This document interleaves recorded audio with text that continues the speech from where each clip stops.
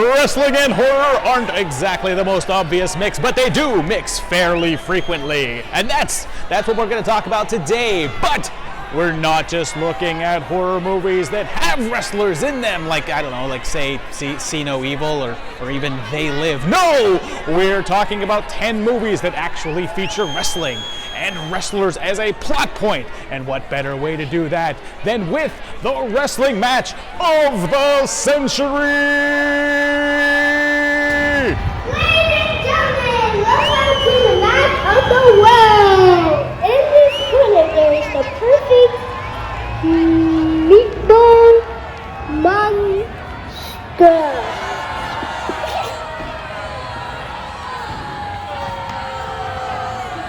And in this corner there is What are you, come on! What, we're not giving this kid enough cookies or something? It's Luchaboochie! Everybody knows me! Come on! We should have a good, clean match. Let's start this with a little film from 2015. It's either known as From Parts Unknown or also Fight Like a Girl, or I guess both.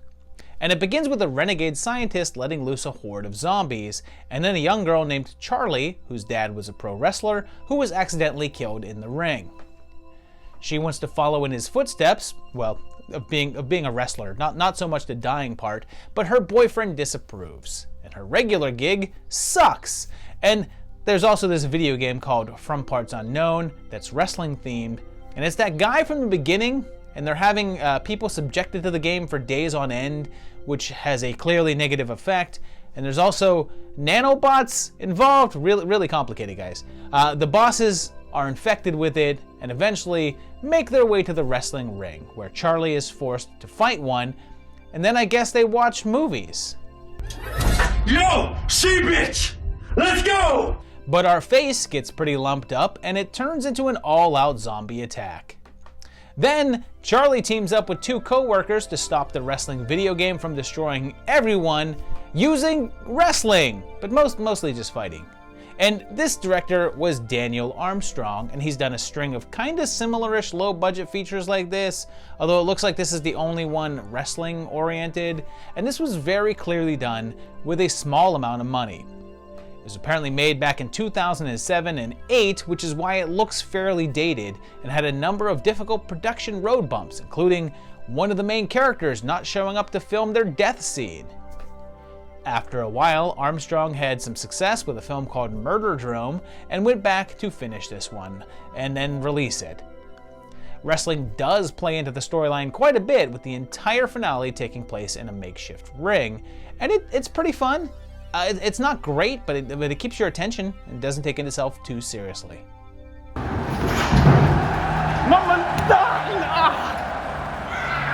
In a similar vein as that one, and a similar time frame, we have a film that I've covered once before, and it's pro wrestlers versus zombies.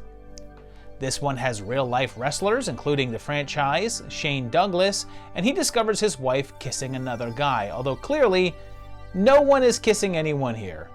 And Battling Billy is then injured in the ring, and we're told he's dead. No, seriously, we're just told that. Oh my God, Billy's dead! His brother Angus pays off a wrestling promoter to set up Shane and his girl in an event to confront him, and that promoter is Cody Knotts, playing himself, and he's also the writer and director of the film. Angus uses black magic to call up zombies, which leads to one of my favorite bits. A guy running past the front door that they just walked in favor of running and jumping out of a window. The franchise is invited to a private match, and so is Nada and Matt Hardy, as well as reality TV girl Taya Parker. And then there's this scene. Taya walks over and Shane shoves her down to the ground. And Sarah here, a girl she's never met, starts laughing hysterically at her. Like, haha, abuse is hilarious. And Taya tosses water on her. For some reason, Piper is now really angry at Taya. Keep in mind, he's not mad at the guy who forcefully shoved his 1/3 his size girlfriend to the ground. he's not mad at the girl who laughed at the woman shoved onto the floor. Nope, he's mad at the woman who was just pushed to the floor by a massive dude and mocked, and then who threw water at someone. Then they arrive at the location of the match, and there's a bunch of zombies there that start attacking, and Kurt Angle shows up, as well as Hacksaw Jim Duggan. And it's an all-out brawl with a horde of zombies, and a couple of lesser-known wrestlers as well, including this guy, who I guess is Thomas Rodman, and it doesn't look like he's related to Dennis Rodman, but I also guess Dennis Rodman was supposed to play this part, but then wasn't available or just said no, or whatever. The movie was made through a Kickstarter campaign, but had some issues with the production process when they were forced to move some stuff around, as Knotts never really intended to actually be in the film, but had to add in his character to accommodate shifting stories. And it's fine, I guess. There's a lot of wrestling in the film, considering that most of the cast, including a number of the zombies, are wrestlers. And I guess the best way to fight this particular class of undead is through wrestling moves, and they're nice enough to wait to be fought one by one instead of all at once. Oh. Number 8! Next up is a film from 2020, a bit more recent than the others, and it's Powerbomb, which is a specific wrestling move. If you saw one, you'd be like, oh yeah, that move. This has a wrestler named Matt Cross, an actual guy with a background in extreme wrestling and a stint with the WWE. He's sort of playing himself here, but a version that's just starting out in the lower leagues, and he's married with a kid, and his wife is Ronnie Jonah from Freaking Shark Exorcist. And there's another wrestler here with Britt Baker. Matt's kind of fed up with going town to town and wants to get out of the game, and he has a die-hard obsessive fan who kind of sounds like Patton Oswalt and has a voiceover, and I think someone saw the movie Big Fan. When Paul finds out that Cross is planning on quitting, he kidnaps him and chains him up, convinced that he's the only one that really cares about him and his career, and wants to get him back in the big show. The people around him try to figure out where he's gone and if he's even missing, while Paul talks to puppets, and then things progress very, very, very slowly. And before I go any further with talking about this movie, I want you to take a look at this poster. This is what they presented this movie as. Not only does nothing like this even remotely happen in the film, it's an entirely different vibe than what we get. This is the poster they adopted later, which is a far better match for the film. But even then, it makes it look more exciting than it is. It's not really all that horror-oriented, but it does have a like King of Comedy vibes and some darker turns later on. But for the most part, it's a good start that just has no clue what it wants to be about, or what it's trying to say, or if it's saying anything at all. The wrestling aspect is pretty key in the early part of the film, but doesn't play in a whole lot once the main focus of the story kicks in.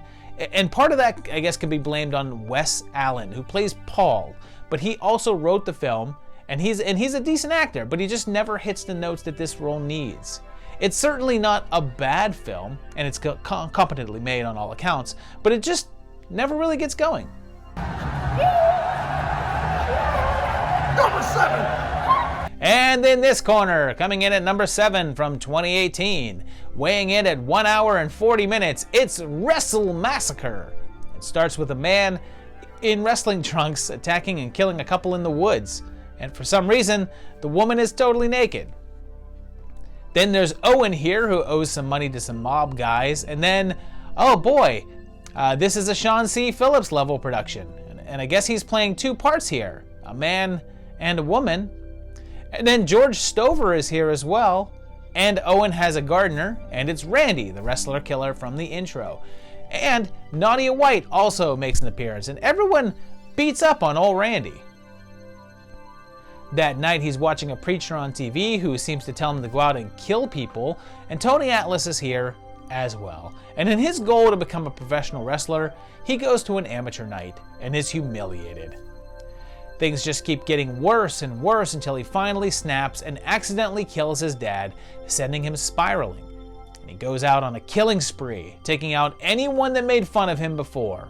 And this one's from Brad Twigg. And I looked, and I've seen a number of his films, but I guess I've only featured one of them before, and that one was MILFs vs. Zombies. That was one of his very first films, and this was about 3 years later and 10 movies later, and he definitely improved, but it still has a very backyard kind of feel. It's definitely got the wrestling aspect happening as Randy uses the faces of his kills to make a sort of Leatherface championship belt. And I guess Richie Acevedo, who plays Randy, is indeed an actual wrestler, but one who mostly worked the smaller circuits under the name the Cuban Assassin. And honestly, this one is fun at times, and a real drag at others. It takes way too long to get going, and at 1:40, it's about 20 minutes too lengthy. I guess it was popular enough because it looks like a sequel has been made and will be released in the near future. Number 6! This next one goes by several different names, and it's from 2003, and it's Zombie Beach Party, also known as Enter Zombie King, and also Zombie King and the Legion of Doom. It has Ulysses here, who's a luchador, and he's opposed by the Zombie King, also a wrestler. There's also another wrestler named Tiki, who is doing a zombie gimmick as well, and has zombies with him, and he and US have a history together. And on the night of the big match, the undead get loose and attack a waitress.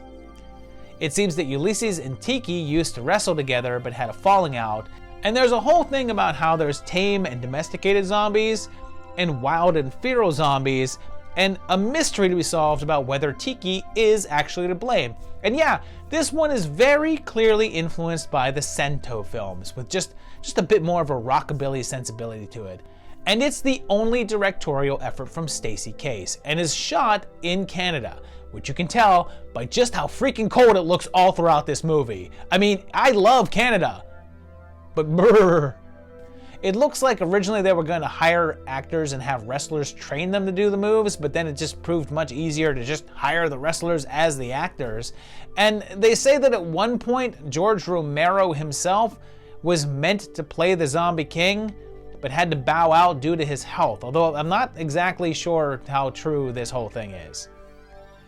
Even though everyone is Mexican wrestlers, there's not a lot of wrestling in the beginning portion of this film, but it factors in a little more later on, and it's entertaining. But like a lot of these sort of homage flicks, once the novelty of it wears off, it gets a bit thin. You see, you have to have a solid concept in film first, and then drape the pastiche around it for this kind of thing to work, or else once you sort of just go, oh, it's a take on luchador films, you get a bit bored. And this does all right. I mean, the story's okay, but even at 1:20 minutes, it does get a bit monotonous.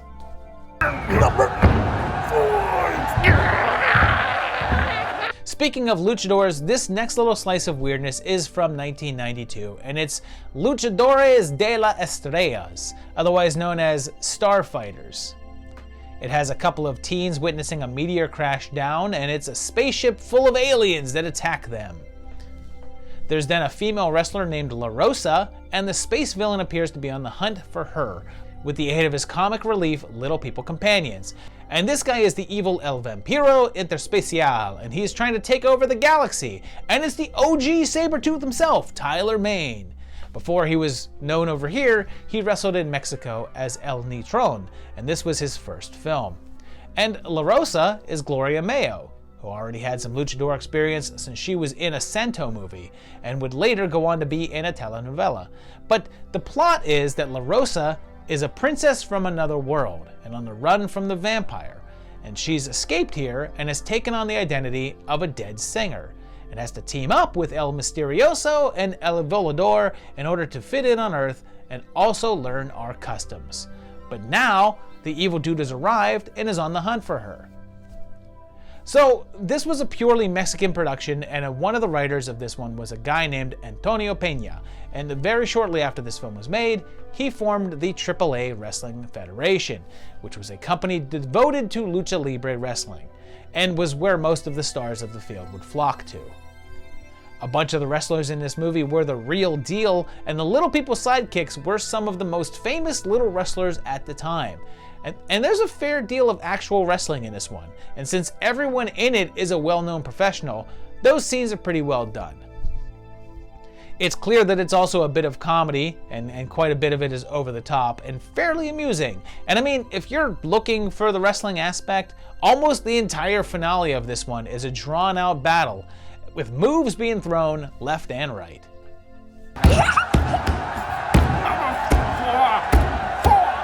So this might be a little confusing because now we have 2018's Parts Unknown, not to be confused with the earlier film we covered, From Parts Unknown.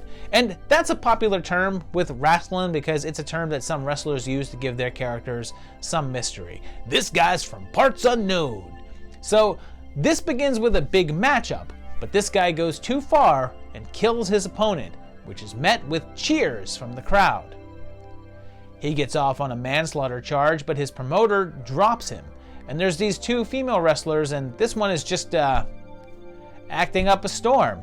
I'm the former women's champion. I've seen the big time. I've wrestled all over the world, little girl, and I'll get back on TV. The boys kill the parole officer while Lacey is starting her career, and then things take a turn when they try to bury the body and a demon or something shows up and asks Von Strasser to give it more death, and also I guess restores the officer to life. There's then a matchup, and there's a distinct difference in these films in which they hire actual wrestlers for the parts versus just actors, because the ring scenes are really noticeable when people don't know what the hell they're doing. So the family decide that they're gonna do what the creature asks them and go kill. And this is an hour into this freaking 2-hour long movie. And I have to say, not much happened. And this was both written and directed by Richard Chandler. And I suppose he may be a fan of the sport, but there's a lot of criticism of the business and what it does to the performers as they get older and the bloodlust of the audience. So it does appear that he's not exactly a positive fan. It also suffers from one of my least favorite things, and it's something that I like to call Rob Zombie syndrome, in that every single character in this movie is miserable and hates each other and takes every opportunity to scream at everyone that they can. I guess that whole thing has its fans, but I'm not really one of them. And in terms of real wrestlers, there's a cameo by Jake the Snake Roberts here, but it's just his voice. And yeah, did I mention that this is 2 hours long? Number 3.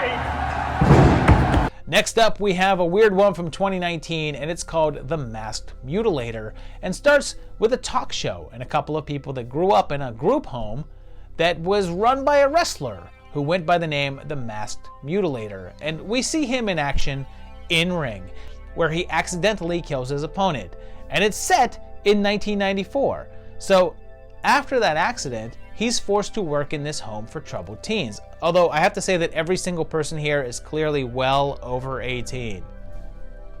There's a new intern in Steve Carson, played by Brick Bronski, who was a former wrestler, but I know him more from being in a bunch of trauma flicks, including Class of Nukem High 2 and 3. And you might say to yourself, wow, he still looks really young. He hasn't changed in 30 years. And that's because even though this film was released in 2019, it was mostly shot back in 1994.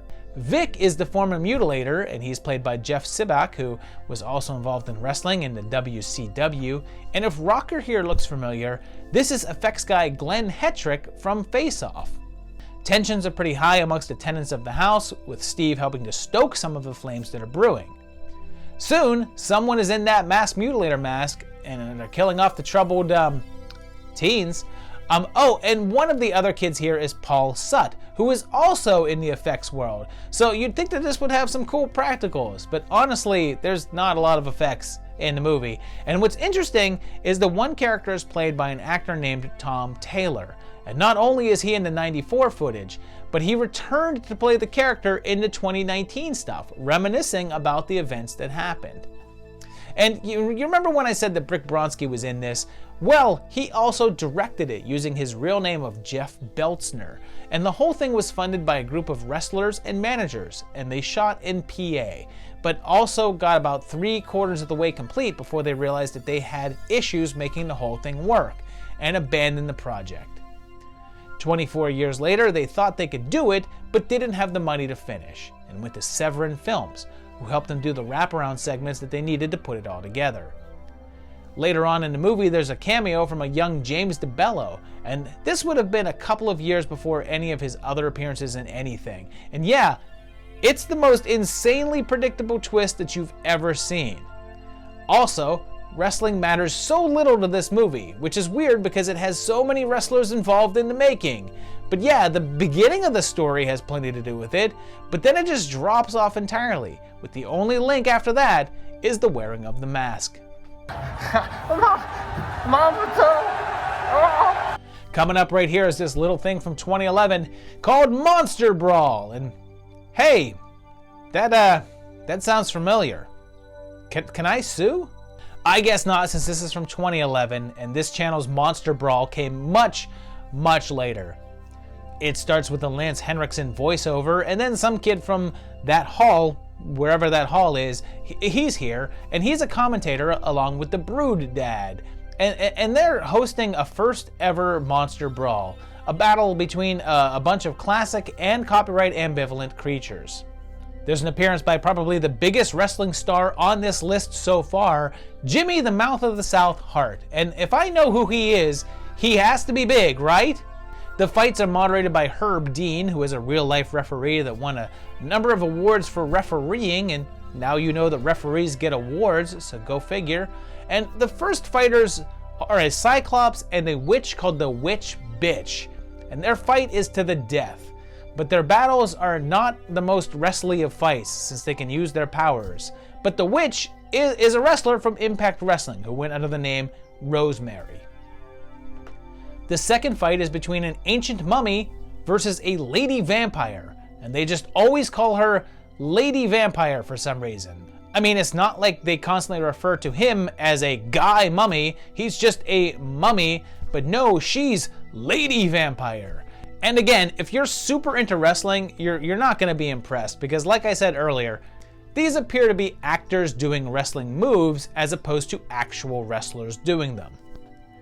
The third round is a guy named Swamp Gut that's possibly as terrible a suit as the original Swamp Thing one, and he goes against a werewolf. The Russian shows up in the next round, as does a zombie. Oh, but he's not just a zombie, Zombie Man, I guess, as opposed to Lady Zombie. So I guess that they are sort of equal opportunity, but just sporadically.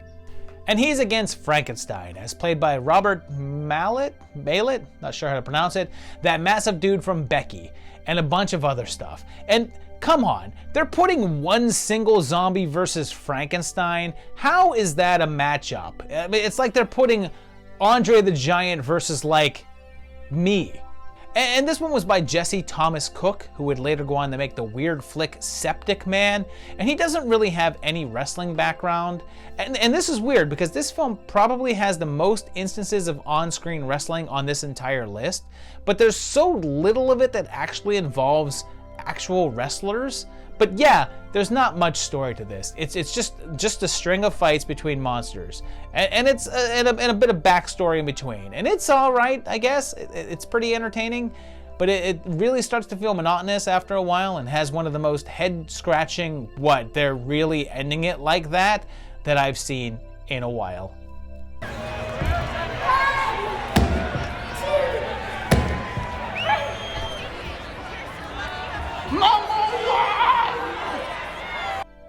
Our final entry here is the top dog, the greatest horror wrestling adventure of them all, Santo versus Las Mujeres Vampiro, or Santo versus the Vampire Women, or also Samson versus the Vampire Women from 1962.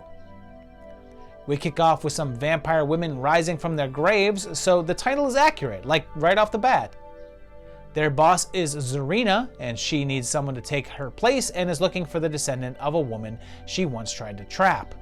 That woman is Diana here, and luckily her grandfather is aware of the curse that she bears, which I guess manifests in the form of a bat-shaped birthmark.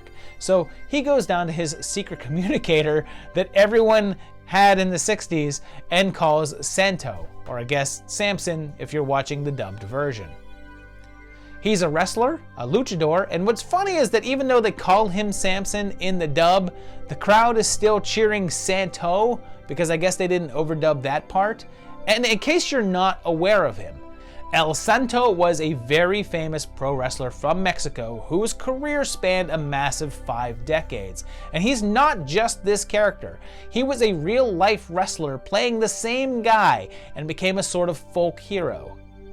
He was known for his silver mask, which he was never seen without, and in fact, when he passed away in 1984, he was buried in it. The secrecy around his face was so great that when they would travel by plane, he would take a different flight from his crew, as he would be required to remove it through customs. So he always just flew solo to be incognito, just another guy on a plane. A comic book was made about him that was insanely popular, and of course, movies. The first couple were more like mad scientists and gangsters, but in his third film, Santo vs. the Zombies, he'd begin taking on supernatural creatures and took on the identity of a wrestler during the day, superhero at night. This film was actually the 7th in the El Santo series, of which there was a whopping 52 entries. 4 of them were dubbed and released in the US, and this was one of them, and it was the first to get a larger international audience. It's become the most recognizable of the films and was even featured on Mystery Science Theater 3000. And yeah, if you're excited about some wrestling, there's several sequences here of full-length classic matches. Come on, Ref, come on!